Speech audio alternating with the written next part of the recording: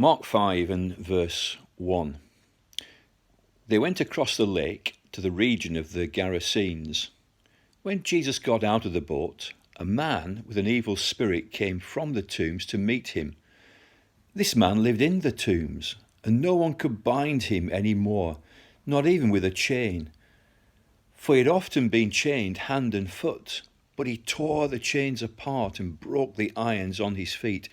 No one was strong enough to subdue him. Night and day, among the tombs and in the hills, he would cry out and cut himself with stones.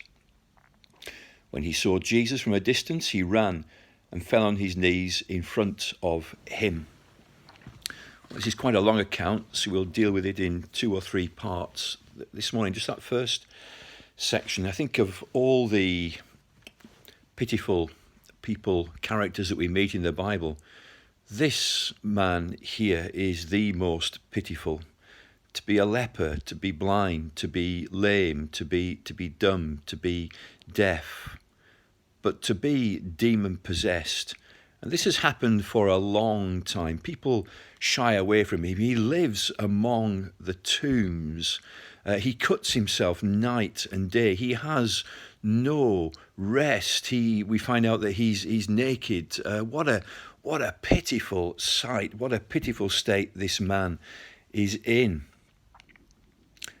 It's a picture too of our condition in sin. We live, if we're still in our sin, among the dead. If we're saved sinners, we're still, in a sense, among the dead of this world.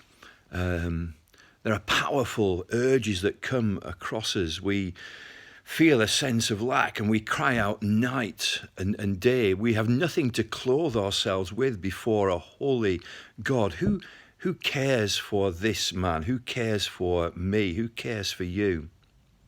It's interesting that Jesus Christ is the only one who could help this man. He's the only one who can help you and me.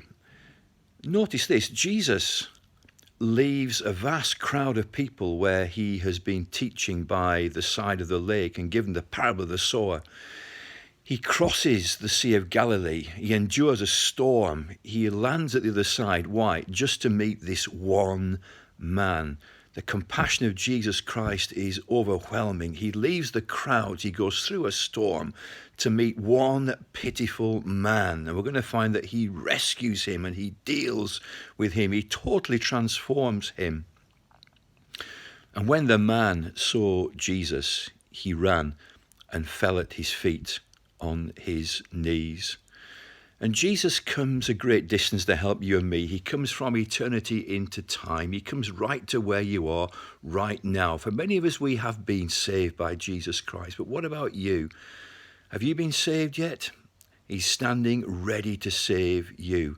Only Jesus could help this poor man of the Gerasenes. Only Jesus can help you and me. He came from eternity. He's gone through the storm of a life here, the storm of Calvary. He lived for you. He died for you. He rose again. He's standing with you. You need to go to him, and he can transform your life.